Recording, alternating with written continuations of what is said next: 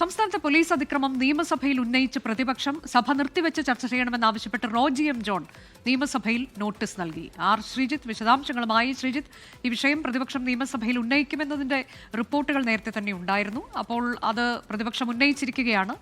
ഇനി എന്താണ് അതിന്റെ അടുത്ത നടപടികൾ? ഇപ്പോൾ എന്താണ് സംഭവിക്കുന്നത് സഭയിൽ?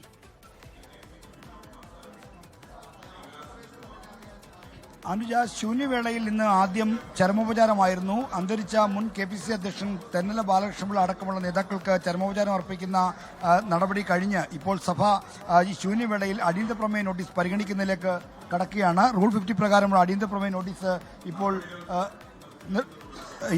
സ്പീക്കർ പരിഗണിക്കുന്നു. സ്പീക്കർ അതേപ്പറ്റി പരാമർശിക്കുകയാണ്.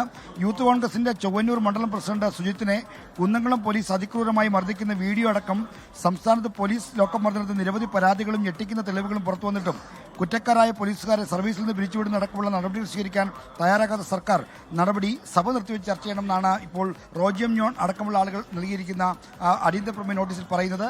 ഇപ്പോൾ അതേപ്പറ്റി മുഖ്യമന്ത്രി ഇപ്പോൾ പ്രതികരിക്കും. ഈ അടിയന്തര പ്രമേയ നോട്ടീസ് ചർച്ചയ്ക്കെടുക്കാൻ തന്നെയാണ് സാധ്യത. സർക്കാരിന് കാര്യങ്ങൾ വിശദമായി പറയാനുള്ള ഒരു അവസരമായി ഇതിനെ പ്രയോജനപ്പെടുത്തുമെന്ന സൂചനയാണ് നമുക്ക് ഈ ഘട്ടത്തിൽ ലഭിക്കുന്നത്. എന്തായാലും മുഖ്യമന്ത്രി ഇപ്പോൾ അതിനോട് പ്രതികരിക്കാൻ എഴുന്നേറ്റിരിക്കുന്നു. പോലീസ് അതിക്രമം നിയമസഭയിൽ ഉന്നയിച്ചിരിക്കുകയാണ് പ്രതിപക്ഷം. സഭ നിർത്തിവെച്ച് വിഷയം ചർച്ച ചെയ്യണം എന്നുള്ളതാണ് ആവശ്യം. റോജി എം ജോൺ ആണ് നിയമസഭയിൽ നോട്ടീസ് നൽകിയത്. ശ്രീജിത്ത്, അതിനുള്ള സാധ്യതയുണ്ട് എന്ന് തന്നെയാണോ നമുക്ക് മനസ്സിലാക്കാൻ കഴിയുന്നത്? ഇതൊരു വലിയ വിഷയമായി തന്നെ പ്രതിപക്ഷം ഉയർത്തിക്കൊണ്ട് വന്നിരിക്കുകയാണ്. അപ്പോൾ ആ തരത്തിലേക്ക് മറുപടി പറയേണ്ടുന്ന ഒരു വിഷയം തന്നെയാണ്. അതങ്ങനെ തന്നെ പോകുമെന്നാണോ കരുതേണ്ടത്?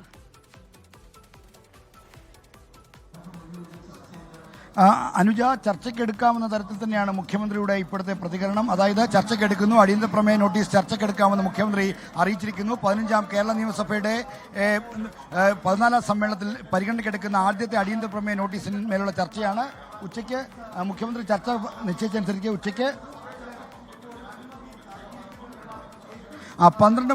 12 മണിക്കൂർ ഉച്ചയ്ക്ക് 12 മണി മുതൽ 2 മണിക്കൂർ നീണ്ടു നിൽക്കുന്ന ചർച്ചയാണ് ഇപ്പോൾ നിശ്ചയിച്ചിരിക്കുന്നതാണ് സ്പീക്കർ എൻ ഷംസീർ ഇവിടെ പ്രഖ്യാപിച്ചിരിക്കുന്നത്. അടിയന്തര പ്രമേയ സംസ്ഥാനത്തെ പോലീസ് അതിക്രമത്തെ പറ്റിയുള്ള അടിയന്തര പ്രമേയ നോട്ടീസ് ചർച്ചയ്ക്കെടുത്തിരിക്കുന്നു.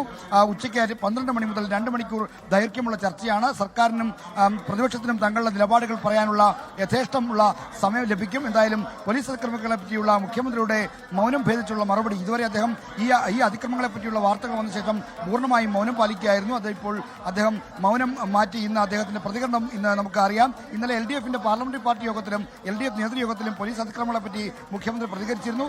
സമാനമായ പ്രതികരണങ്ങൾ ഇന്ന് സഭാതലത്തിലും ഉണ്ടാകുമെന്ന് ഉറപ്പാണ്. അതാണ്, പോലീസ് അതിക്രമം ചർച്ച ചെയ്യാനുള്ള തീരുമാനത്തിലേക്ക് എത്തിയിരിക്കുകയാണെന്ന്. 12 മണിക്കാണ് ഇതിൽ ചർച്ച നടക്കുന്നത്. 2 മണിക്കൂർ ദൈർഘ്യത്തിലുള്ള ചർച്ചയാണ് നിയമസഭയിൽ നടക്കാൻ പോകുന്നത്. പ്രതിപക്ഷം അവർക്ക് ഉന്നയിക്കാനുള്ള കാര്യങ്ങൾ പറയുമ്പോൾ അതിൽ സർക്കാർ എന്ത് മറുപടി നൽകാൻ പോകുന്നു എന്നുള്ളതാണ് വളരെ പ്രധാനം. മുഖ്യമന്ത്രി ഈ വിഷയത്തിൽ മറുപടി നൽകും. ഇന്നലെ LDF യോഗത്തിൽ പക്ഷേ ഇതൊരു ഒറ്റപ്പെട്ട സംഭവം എന്ന തരത്തിലേക്കായിരുന്നു മുഖ്യമന്ത്രിയുടെ ഒരു പ്രതികരണം ഉണ്ടായത്. ഇന്നിപ്പോൾ എന്താകും നിയമസഭയിൽ ഉന്നയിക്കാൻ പോകുന്നത്? പ്രതിപക്ഷം ഈ വിഷയം ഉന്നയിച്ചിരിക്കുകയാണ്. സഭ നിർത്തിവെച്ച് ചർച്ച ചെയ്യണമെന്നുള്ള പ്രതിപക്ഷ ആവശ്യം അംഗീകരിച്ചിരിക്കുന്നു. പോലീസ് അതിക്രമം നിയമസഭയിൽ ചർച്ച ചെയ്യാൻ പോകുന്നു. 12 മണി മുതൽ 2 മണിക്കൂർ ദൈർഘ്യത്തിലാകും ഈ ചർച്ച നടക്കാൻ പോകുന്നത്.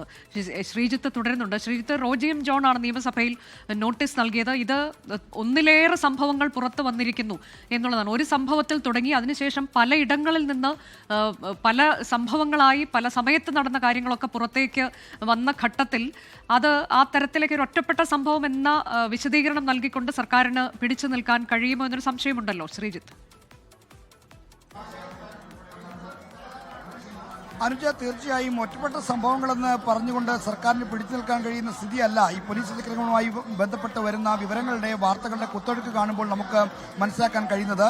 ചൊവ്വന്നൂർ യൂത്ത് കോൺഗ്രസിന്റെ പ്രാദേശിക നേതാവ് സുജിത്തിനെയാണ് ലോക്കപ്പിൽ വെച്ച് അതിക്രൂരമായി മർദ്ദിച്ചത്. 2023 മെയ്യിൽ നടന്ന അക്രമത്തെപ്പറ്റി ഉള്ള വിവരങ്ങൾ ഇപ്പോൾ CCTV ദൃശ്യങ്ങളിലൂടെയാണ് ഇപ്പോൾ പുറത്ത് വന്നത്. ഇതിന് പിന്നാലെ പീച്ചി ഡാം പോലീസ് സ്റ്റേഷനിലും സമാനമായ രീതിയിൽ അതിക്രമമുണ്ടായി. ആളുകളെ തടഞ്ഞു വെച്ച് മർദ്ദിക്കുന്നത് ദൃശ്യങ്ങൾ പുറത്തു വന്നു. മറ്റ് പലയിടങ്ങളിലും പോലീസ് അതിക്രമത്തിന്റെ വിവരങ്ങൾ ഒന്നൊന്നായി പുറത്തു വരികയാണ്. അപ്പോൾ സംസ്ഥാനത്ത് ആകെ തന്നെ പുറത്തു വരുന്ന വിവരങ്ങൾ പരിഗണിക്കുമ്പോൾ ഇത് ഒറ്റപ്പെട്ട സംഭവമായി പരിഗണിക്കാൻ കഴിയില്ല. എന്നാൽ പോലീസ് അതിക്രമങ്ങളുമായി ബന്ധപ്പെട്ട് കഴിഞ്ഞ 9 വർഷക്കാലം പുറത്തുവന്ന വിവരങ്ങളൊക്കെ ഓരോന്ന് വരുമ്പോഴും മുഖ്യമന്ത്രി പറയുന്നത് ഒറ്റപ്പെട്ട സംഭവങ്ങളാണ് എന്ന് മാത്രമാണ്. ഒറ്റപ്പെട്ട സംഭവങ്ങളെ പർവ്വതീകരിച്ച് കാണിക്കുന്നു എന്ന ന്യായീകരണമാണ്, എന്ന പ്രതിരോധമാണ് മുഖ്യമന്ത്രി ചമയ്ക്കുന്നത്. എന്നാൽ അത് എത്രത്തോളം ഫലപ്രദമായി ഇതിനെ പ്രതിരോധിക്കാൻ കഴിയുമെന്ന കാര്യം സംശയമാണ്. CPI അടക്കമുള്ള കക്ഷികളുടെ സംസ്ഥാന സമ്മേളനങ്ങളിലടക്കം പോലീസ് അതിക്രമം രൂക്ഷമായ ചർച്ചയായി. പോലീസ് അതിക്രമത്തിന്റെ വിവരങ്ങൾ ഒന്നുകൊണ്ട് മാത്രമായിരിക്കാം LDF സർക്കാരിന് തുടർഭരണം നഷ്ടപ്പെട്ടാൽ അതിന് കാരണമെന്ന് തരത്തിലുള്ള അഭിപ്രായ പ്രകടനങ്ങളും CPIയുടെ ആലപ്പുഴ സമ്മേളനത്തിൽ ഉയർന്നു വന്നു. അക്കാര്യം ഇന്നലെ LDF യോഗത്തിൽ ബിനോയ് വിശ്വം പരാമർശിക്കുകയും ചെയ്തു. പാർട്ടി സമ്മേളനത്തിൽ ഉയർന്നു വന്ന വിമർശനങ്ങളെ പറ്റി പരാമർശിക്കുകയും ചെയ്തു. അതുകൊണ്ട് തന്നെ ഒറ്റപ്പെട്ട സംഭവങ്ങളെന്ന് പറഞ്ഞുകൊണ്ടോ അല്ലെങ്കിൽ പോലീസിന്റെ ആത്മവീര്യം കെടുമെന്ന് പറഞ്ഞുകൊണ്ടോ ഈ വിഷയത്തെ പ്രതിരോധിക്കാൻ കഴിയുമെന്ന കാര്യം സംശയമാണ്. അതായത് ഈ വിഷയം പ്രതിപക്ഷം എന്തായാലും ഈ പറയുന്ന കാര്യങ്ങൾ ഇപ്പോൾ മാധ്യമങ്ങളിലൂടെയൊക്കെ ഒട്ടേറെ പേർ വെളിപ്പെടുത്തലുമായി പുറത്തേക്ക് വന്നപ്പോൾ അത്തരം കാര്യങ്ങളൊക്കെ വിശദമായി തന്നെ പ്രതിപക്ഷം സഭയിൽ ഉന്നയിക്കുമെന്നത് ഉറപ്പല്ലേ ശ്രീജിത്ത്? തീർച്ചയായും പ്രമേയാവതാരകനായി ഈ വിഷയം അവതരിപ്പിക്കാൻ പോകുന്നത് റോജി എം ജോൺ ആണ്, അങ്കമാലി MLA. അദ്ദേഹം ഈ വിഷയത്തിൽ ഫലപ്രദമായിട്ടുള്ള ഒരു അവതരണം നടത്തും.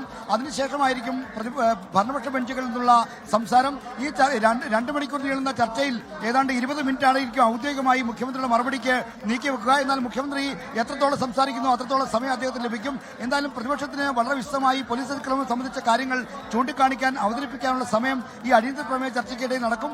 ഒപ്പം തന്നെ ഭരണപക്ഷത്തിന് എന്താണ് സംഭവിച്ചത്, അല്ലെങ്കിൽ മുൻകാലങ്ങൾ അടിയന്തരാവസ്ഥ കാലം മുതൽ ഇങ്ങോട്ടുള്ള പോലീസ് അതിക്രമങ്ങളുടെ കണക്കുമെടുത്തുകൊണ്ടാണ് ഭരണപക്ഷം ഇന്ന് നിയമസഭയിലേക്ക് വന്നിരിക്കുന്നതെന്നാണ് നമുക്ക് മനസ്സിലാക്കാൻ കഴിയുന്നത്.